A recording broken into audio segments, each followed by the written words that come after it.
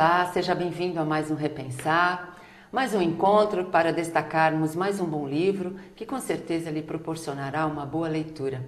A nossa convidada de hoje nos traz um livro importante para aqueles que estudam a doutrina dos espíritos, principalmente para podermos responder de forma mais adequada uma pergunta, uma questão costumeiramente feita por aqueles que se iniciam no espiritismo. Afinal, espiritismo é religião? Este também é o título do livro que ela nos traz. Temos a alegria de receber Célia da Graça Arribas, que vai falar um pouquinho sobre esse tema importante dentro da doutrina dos espíritos. Uma alegria mesmo tê-la conosco, viu, Célia? A alegria e o prazer é meu. Bom, vamos falar desse tema que eu acho que é um tema importante para quem estuda a doutrina e até mesmo para quem não estuda, para ter noção do que é, né, o espiritismo, porque até mesmo às vezes ele é criticado sem que a pessoa saiba do que ele trata, de como ele, do que ele é, né? Por que esse tema, né? Por que você escolheu esse tema? Você já nos contou que é um trabalho que você realizou, né? Então, queria que você falasse um pouquinho acerca disso, primeiro. Isso, ele é um trabalho, na verdade é o meu mestrado que eu fiz na Universidade de São Paulo pelo Departamento de Sociologia. Embora a minha formação seja em História, eu foquei mais nessa outra disciplina, né, das Ciências Humanas. O meu interesse começou quando eu comecei a fazer um estágio nos arquivos do Estado de São Paulo, que eu comecei a lidar com documentação do DOPS, né, que era a antiga polícia que existiu no começo do século XX. E aí eu tive contato com uma série de documentações de presos que não eram políticos, mas eram presos por praticarem o espiritismo, né, de forma genérica. Né? Na verdade, não era propriamente o espiritismo que a gente conhece como doutrina kardecista. E aí aquilo foi me chamando a atenção. Comecei a pensar, mas por que será que praticar o espiritismo era considerado como crime? E aí meu interesse foi se desenvolvendo nesse sentido, né? E aí eu fui voltando, porque aí eu tive que ver quem foram então os primeiros espíritas, como essa doutrina entrou no Brasil. E aí foi toda uma história que eu fui tentar, né, tirar debaixo do pano, assim, um pouco escondida. Sim, e esse título, afinal, Espiritismo é religião, é por conta dessa questão mesmo de as pessoas ainda não entenderem muito bem se Espiritismo é religião ou não, é isso? Então, de alguma forma, essa questão ficava atrás, sim, porque era uma questão que eu me colocava também, antes mesmo de me apresentar como sociólogo ou historiador, eu também me pensava, mas é realmente, porque é uma pergunta que não está só entre os espíritas, mas entre os não espíritas também. Sim, é. E aí eu comecei a focar nesse lado, então, a minha pesquisa. E aí, quando eu comecei a analisar, então, esses primeiros espíritas, é que eu fui vendo que eles tiveram formas diferentes de entender e de praticar o espiritismo, justamente porque a própria doutrina, os livros da codificação, colocavam o espiritismo nas três formas, como ciência, filosofia e religião. E aí eu achei aquilo uma coisa, é complexo de se entender e também pode ter uma abertura muito fácil para você interpretar vindo mais para um viés ou indo mais para o outro, né? Você vai pela sua tendência, né? Exatamente, pela sua formação também muito. É. E aí eu comecei a entender isso, que os primeiros espíritas, eles tinham grupos que davam mais ênfase à questão científica da doutrina, então eles queriam muito mais analisar os efeitos físicos, entender todas as manifestações dos espíritos, enquanto um outro grupo dava muito mais atenção às questões morais, né, de muito mais ligados ao evangelho do que propriamente ao livro dos médiuns, que seriam os dois livros que marcam, vamos dizer assim, um lado mais científico e um lado mais religioso da doutrina, né? Então, e o lado filosófico ficou um pouquinho do lado, não é isso? Então, eu me fiz essa pergunta, por que será que o lado filosófico não foi muito para frente? E aí você começa a entender justamente por quem foram os adeptos do espiritismo, como é que qual que era a ferramenta, o arcabouço que eles podiam utilizar para entender, interpretar a doutrina. E era isso, no Brasil de fins do século XIX, você não tem um grupo de filósofos que fosse capaz de adotar a doutrina. Você tinha muitos médicos, você tinha muitos advogados, você tinha grupos que conseguiam entender de outras formas, mas não como uma filosofia ou como um ramo da filosofia, né? Então esse lado ele foi adormecendo, mas ele nunca dormiu de vez, Certo. ele ficou um pouco hibernando, vamos dizer assim. Tanto é que quando você avança para o século XX, que você começa a estudar outros espíritas, bom, aí você começa a ter uma outra noção, e uma pessoa que me chamou bastante atenção e que enfatizou o lado filosófico foi o José Herculano Pires, justamente por ter sido um filósofo de formação. Então ele tinha uma ferramenta, uma forma de analisar o espiritismo com esses olhos, né? Uma curiosidade aí, uma curiosidade de que você está falando, estou me lembrando, estou aqui querendo saber, né? Você acha que é interessante ou é produtivo, ou a gente pode aprender sobre o espiritismo só de um lado? Por exemplo, a minha tendência é muito mais religiosa, né? Então eu consigo entender o espiritismo vendo ou estudando só pelo lado religioso. É possível isso? Então, a forma com que o próprio Kardec tentou, construir, eu tô aqui, não estou entrando no mérito se é a parte dele ou dos espíritos, eu estou pensando no homem Kardec, no mundo aqui, né? Da forma com que ele armou toda a teoria ou toda a doutrina dele, se você começa por um caminho, você ignorando os outros dois, você não tem uma compreensão de tudo que ele escreveu. Então você tem que tentar ir pelos 3 caminhos, mas tentar também olhar pelos olhos dele. O que ele entendia como ciência? Não é propriamente uma ciência laica, sem decorrências morais, é um outro tipo de ciência. Na verdade, ele entende a ciência como um método para analisar as manifestações dos espíritos, mas a partir do momento em que você usa o método da experimentação, da verificação, que era nesse sentido que ele via a ciência, mas sempre partindo de uma ideia inicial, que é o que? A existência dos espíritos. Certo. Então aí vamos dizer que seja uma questão de crença. Vamos só colocar nesses termos para a gente entender um pouco melhor. Acreditando na existência dos espíritos, que eles se manifestam, bom, então vamos usar a ciência para ajudar a ver como é que essas manifestações podem se dar, e a partir daí você consegue tirar as decorrências morais. Bom, então existe espírito, eu existo antes e depois dessa vida, então eu tenho a lei da ação e de reação, então entram as questões morais, e aí vem outro caminho. Tá bom, nós vamos continuar falando disso já já. Nós vamos a um breve intervalo e já voltamos.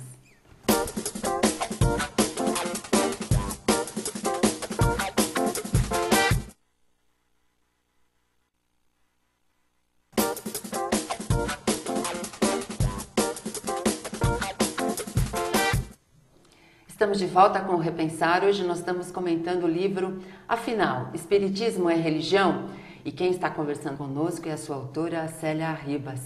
Mas antes de nós continuarmos aqui conversando acerca desse tema, que é um tema importante para todos nós que adotamos a doutrina espírita como religião, eu gostaria de convidar você a ser um divulgador da doutrina dos espíritos, para que mais pessoas tenham acesso a esse conhecimento, a esse consolo, a esse esclarecimento, enfim, a essa orientação. Você pode nos auxiliar através do telefone 0800 12 18 38, colaborando para que realmente tenhamos mais condições de chegar a mais lugares e a mais pessoas. Seja um divulgador da doutrina dos espíritos, que é o que Emmanuel nos diz, que a maior caridade que podemos fazer em relação a essa doutrina é a sua divulgação. Então, que nós possamos ajudar a mais pessoas a ter acesso à informação. A gente agradece, a Fundação Espírita André Luiz agradece. Bom, Célia, vamos falar de religião, espiritismo como religião.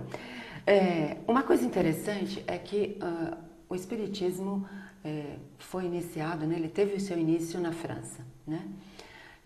A gente aqui estava falando, enquanto nós estávamos no intervalo, acerca dessa diferença de espiritismo e espiritualismo, que é outra questão que ainda confunde as pessoas, né? As pessoas entendem que espiritualismo e espiritismo é uma coisa só, né? Então, falar um pouquinho disso e surgiu na França, mas ele tomou um vulto grande aqui no Brasil. Vamos falar um pouquinho disso. Isso. O espiritismo, então, ele nasce na metade do século XIX, né, a doutrina espírita, dentro do que a gente pode dizer do movimento espiritualista, né? O movimento espiritualista, se a gente pensar em grandes blocos, você tem os materialistas e os espiritualistas. Os espiritualistas acreditam em algo para além da matéria. Esse é o ponto base dos espiritualistas. Nesse sentido, o espiritismo poderia ser encaixado como espiritualista, ou uma filosofia espiritualista. Só que ele nasce dentro desse movimento maior, mas ele vai criando uma individualidade, ele vai criando uma certa diferenciação com o resto do movimento, porque ele tem ideias específicas. Uma delas é a ideia da reencarnação e da evolução espiritual do homem nas diversas vidas, né? Nem todos os espiritualistas acreditam na reencarnação ou nessa ideia evolucionista. Então ele vai se destacando desse movimento e tomando um corpo e se individualizando. Então ele está um pouco dentro disso, porque ele parte da ideia que existem coisas para além da matéria, mas ele é algo diferente dos espiritualistas de forma geral, que aí você também tem uma série de outros ramos, né, dentro do movimento. Então ele nasce nesse borbulhamento de ideias, porque assim, a gente está na França do século XIX, que era o século das luzes, era onde você tinha os homens pensando no mundo, estava ali, sabe, na França daquele momento. Então ele nasce com um grande destaque. Por quê? Porque os outros países, principalmente a América do Sul, ou a América, os grupos pensantes, vamos dizer assim, os políticos, as artes, enfim, estavam voltadas para a produção da França. O que está acontecendo, afinal, no centro do mundo? Vamos pensar assim. Sim. E essa doutrina estava nascendo justamente nesse momento. Nossa, o que é isso, né? Então começaram a vir, veio primeiro o Livro dos Espíritos, os primeiros espíritas brasileiros tinham um perfil muito específico, porque eram o quê? Pessoas de formação, letradas. Isso no século XIX era uma minoria, era muito pouca gente. Se hoje a gente ainda tem um nível muito precário de escolarização, ainda que a gente já tenha evoluído bastante, imagina então naquele período, né? Para entender aquela nova doutrina, precisava de ter esse conhecimento, então. Exatamente. Não só você precisava saber o francês, né? Sim. O livro não veio traduzido. Então você sabia o francês, mas para você conhecer a própria doutrina, você também tem que ter um suporte já. Você já tem que entender uma série de questões, você já tem que ter um conhecimento com as letras, com o pensamento abstrato, enfim, você já tem que ter uma formação um pouco diferenciada.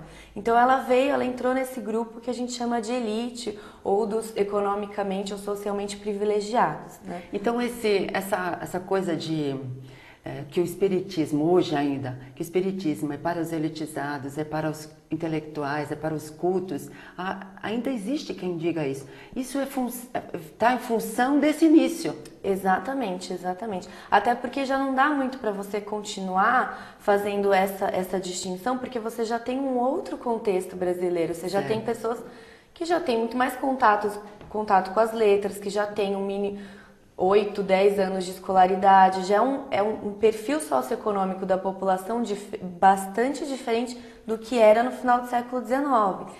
É claro que a doutrina ainda ela tem uma especificidade, as pessoas espíritas têm um pouco de diferenciação de forma geral, porque são pessoas com mais anos de escolaridade do que a média de outras religiões, vamos dizer, principalmente os evangélicos. É um pouco diferente. Por questões objetivas, mas já são outros contextos e aí a comparação não pode ser a mesma, né? E aí quando você falou, né, da pergunta, por que no Brasil, ele veio para o Brasil e se diferenciou? Ou ele teve um outro destaque? E aí foi também a minha grande questão. Poxa, o que aconteceu que aqui no Brasil a gente conhece, não que seja, mas a gente conhece mais como religião do que como um ramo da ciência ou como um ramo da filosofia. Exato. E foi essa questão que me chamou a atenção e que eu tentei uma resposta possível, não é a resposta final. Existem outros fatores que eu não levantei. Então, pelo que eu busquei recortar e tentar analisar, O espiritismo entra no Brasil no momento em que não existia uma religião que era oficial, que era católica, e então nesse momento ele ficou bastante acanhado. Ele ficou entre pequenos grupos que analisavam sobretudo o Livro dos Espíritos, ainda não tinha toda uma decorrência moral desenvolvida, não existiam instituições ainda organizadas em nome do espiritismo. Aos poucos isso foi mudando. Nós vamos falar isso já já. Nós vamos a um breve intervalo e já voltamos falando de, afinal, espiritismo é religião?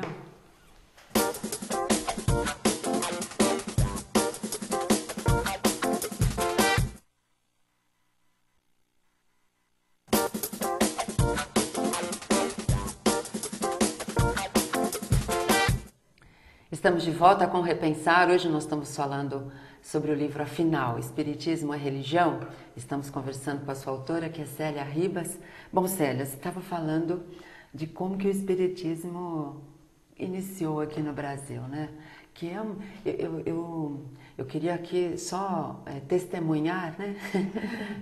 Que esse livro, ele conta, assim, a história muito mais próxima do real, porque a gente tem um insight do que é a história do espiritismo no Brasil, né? Mesmo nos cursos que a gente faz doutrina espírita, a gente tem, assim, é um passar pela história. E o seu livro nos traz um conteúdo muito mais real do que aconteceu, de todas as dificuldades enfrentadas, né, para que estivéssemos nesse momento desfrutando dessa doutrina, né? Então, como eu havia dito, o espiritismo no princípio ele não se mostrava como religião, até porque a gente tinha um Estado oficialmente católico e a manifestação religiosa de outras religiões aqui não era permitido, né, salvo a exceção do protestantismo histórico, mas isso é uma outra conversa. E aí foi então com a proclamação da República, em 1889, que a gente tem uma cisão entre igreja e Estado, né? Eles não estão mais juntos, e a gente passa a ter um país laico, onde o Estado ele não tem religião oficial. Foi a partir desse momento, então, que novas religiões puderam vir para o Brasil, serem introduzidas aqui, ou mesmo algumas crenças que já existiam e conviviam com o catolicismo, sobretudo de origem africana e mesmo das indígenas, passaram a ter um estatuto de religião, oficial, de poder se apresentar. E foi nessa onda, então, que os espíritas aproveitaram para, de alguma forma, legitimar o espiritismo e fazer o espiritismo ser conhecido, né? Sim. Então, era um caminho legal, nos termos da lei, apresentá-lo como uma religião, era uma solução naquele momento. E que se encaixava, de alguma forma, com um grupo que realmente enxergava o espiritismo dando mais ênfase ao lado religioso, às consequências morais, sobretudo a grande máxima fora da caridade não há salvação. Então, nada melhor do que você casar uma forma de entender o espiritismo com um momento propício para isso, né? Então, foi um dos fatores. O segundo fator foi que com a proclamação da República foi desenvolvido um novo Código Penal. Nesse Código Penal, com a força, sobretudo da classe médica, que estava começando a se autonomizar, a criar forças e instituições, você tem alguns artigos ali que proíbe o curandeirismo, que proíbe você dar medicamentos, ou seja, isso deveria ser função do médico, né? Então, para preservar. E em um dos códigos aparece lá, proibição do curandeirismo, da magia e do espiritismo. Porque era considerado magia, né? Exato, porque o que acontecia? Os primeiros espíritas estavam muito ligados também à própria história da homeopatia no Brasil. Então, e não só isso, mas a própria forma espírita de enxergar o mundo e, sobretudo, as doenças, não consegue separar espírito e corpo. Como o espírita enxerga isso como uma unidade só, então você tratar um, você tem que tratar o outro e vice-versa. Então as pessoas que iam lá com problemas espirituais, mas também tinham pessoas que iam com problemas físicos. E o tratamento era sempre pensando nessa unidade. É porque quando você trata o espírito, automaticamente você ajuda o corpo, né? Exatamente, é isso que que a doutrina coloca pra, né, como uma forma de entender esse conjunto mente e corpo, ou espírito e corpo. E isso entrava em choque. Como assim? Você vai passar remédios homeopáticos ou águas fluidificadas, ou você vai promover a cura? Não, isso quem faz isso ou quem tem que fazer isso são os médicos. Então você teve uma série de conflitos ali, e isso fez com que os próprios espíritas tivessem que cada vez mais afirmar, não, olha, a gente está fazendo isso, mas a nossa ação é religiosamente orientada, o que significa, eu estou ali proporcionando o alívio das dores do corpo e do espírito, pensando que por trás eu estou fazendo uma ação caridosa, pautada numa série de crenças que eu tenho. Então, enfatizar esse lado religioso amenizava a culpa legal, ou seja, amenizava o processo todo de crime, de incriminamento mesmo, porque muitos espíritas foram julgados, né? Certo, né? Então, era uma forma até de mostrar que essa ação era muito mais religiosa do que, enfim, do que partindo, não estou ali como médico, eu estou ali como um espírita que acredito que estou ajudando o meu próximo fazendo isso. Certo. E alguns personagens foram importantes nessa época, né? A gente tem Teles Menezes, né? Luiz Olímpio Teles de Menezes, Bezerra de Menezes, né? Que a gente também não sabe a fundo a história de cada um, né? Que eu acho que quando a gente, ao ler o livro e toma conhecimento dessa história, de toda a luta que eles tiveram, eu acho que isso valoriza mais o trabalho deles, né? Isso, porque o que acontece, as fontes que ainda falam um pouco sobre esses personagens são pessoas espíritas interessadas que foram atrás um pouco dessa história.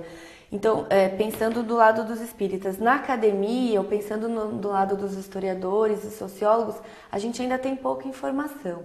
Então, o que a gente tenta fazer existem essa documentação espírita, mas vamos deixar um pouco de lado. Vamos tentar a gente ir atrás de arquivos, de documentação, de história de vida, o que a gente pode achar dessas pessoas, entendendo como, não como espíritas, mas como pessoas que atuaram aqui, como médicos, como políticos, como jornalistas, o que eles fizeram. Aí a gente vai atrás disso tudo, aí a gente começa a ter uma entrada por uma outra porta.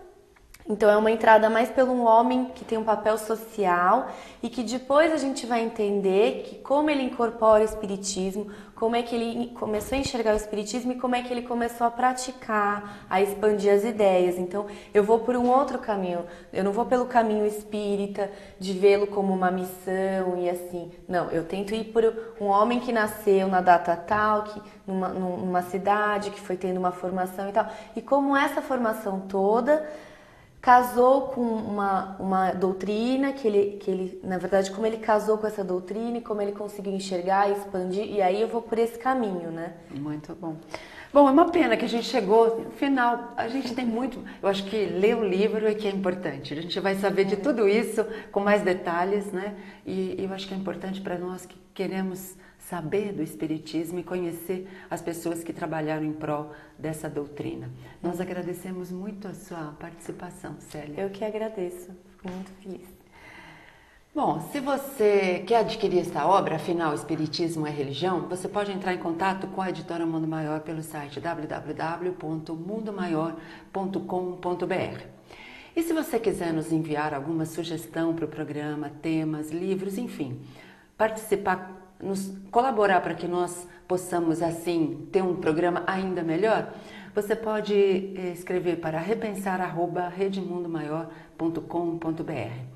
Hoje nós falamos do livro Afinal, Espiritismo é Religião?